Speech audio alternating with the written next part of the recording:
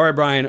Thoughts on Devon Benjamin, who got a crystal ball recently? Talked about him on yesterday's show to commit to Oregon. Now, crystal balls go, I don't know, 65% success rate. I would say Wiltfong is usually pretty darn good, but no one has a 100% hit rate there. But, Oregon's defensive back recruiting class, I'm very curious to see where it ends up after the haul they brought in 2025. They got Chris Hampton Recruiter of the Year, according to 24/7 Sports. But let's start with Benjamin, one of the top safeties in this class, who's got a crystal ball to the Ducks.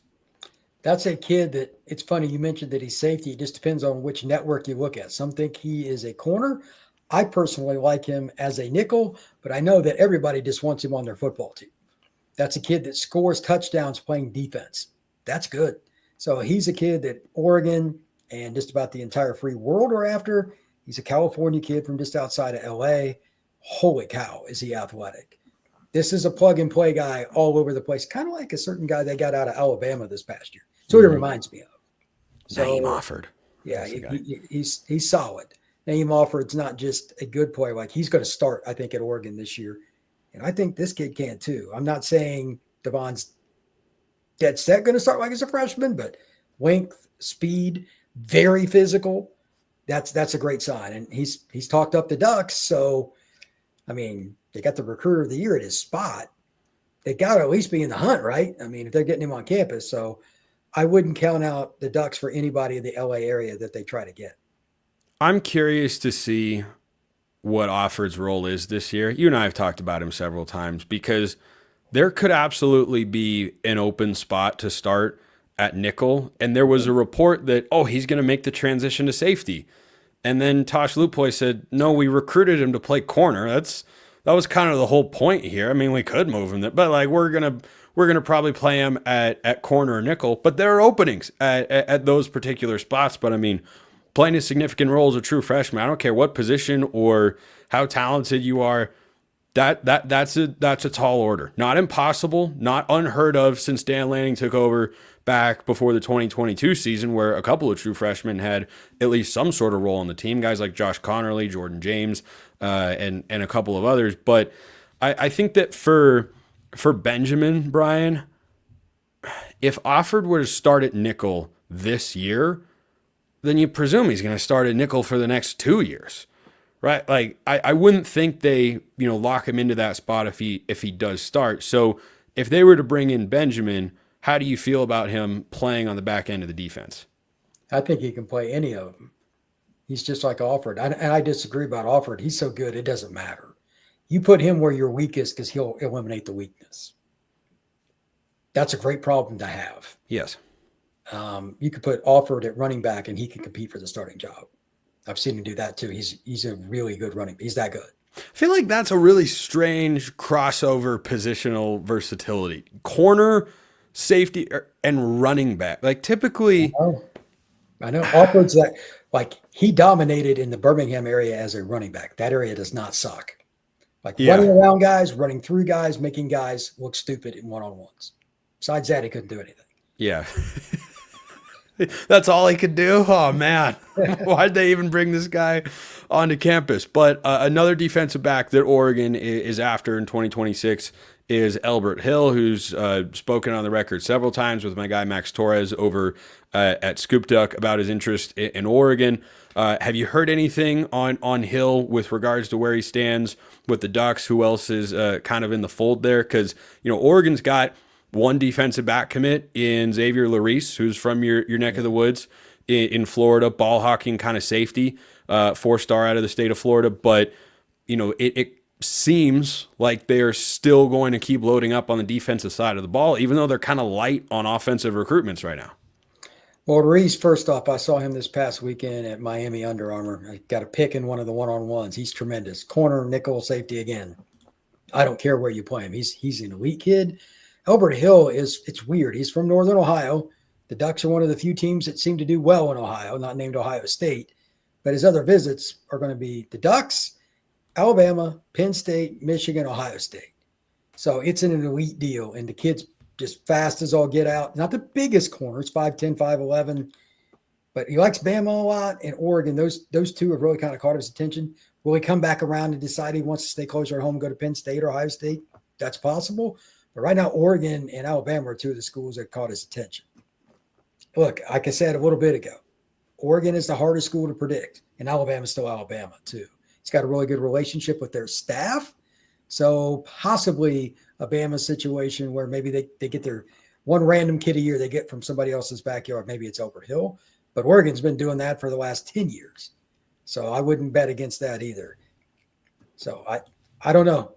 This is really hard because Oregon doesn't make it easy for me with any kid. It's always out of somebody else's backyard. Yeah, Oregon's 2025 DB recruiting haul, I've discussed it before and how great it was. Best Oregon has ever had. Trey McNutt, Dorian Brew. Like, you just keep going down the list. Na'eem Offord, of course, and Brandon Finney.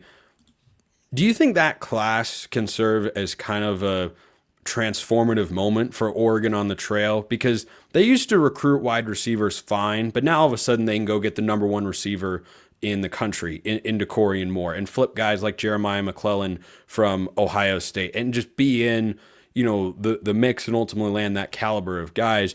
Do you think the 2025 class for Oregon with their secondary recruiting can serve as kind of that foundational jump forward point to, hey, this is where, Oregon expects to be able to recruit this position group now?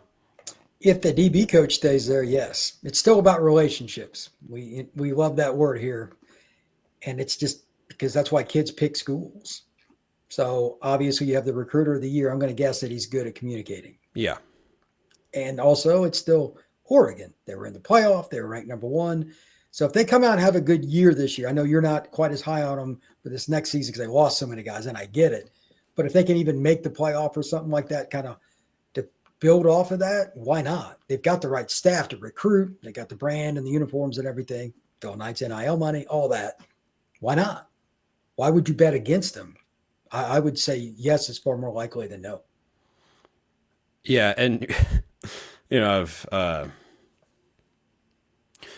I've struggled on where to have my expectations for this year because, man, they're losing a lot. They're going to be 105th in returning production in the country at just 43%, which is difficult. But then I just keep going back to their schedule, Brian. They're probably going to be favored in 11 games that they play this year.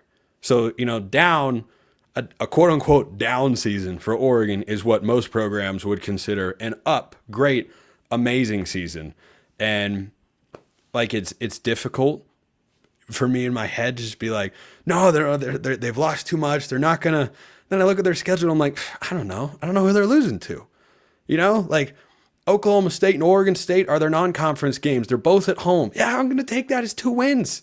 It's hard to win at Autzen Stadium. But before we talk about receivers later in the show, what's the impact of on-field results in these sorts of recruiting battles for coaching staffs and how they talk to players?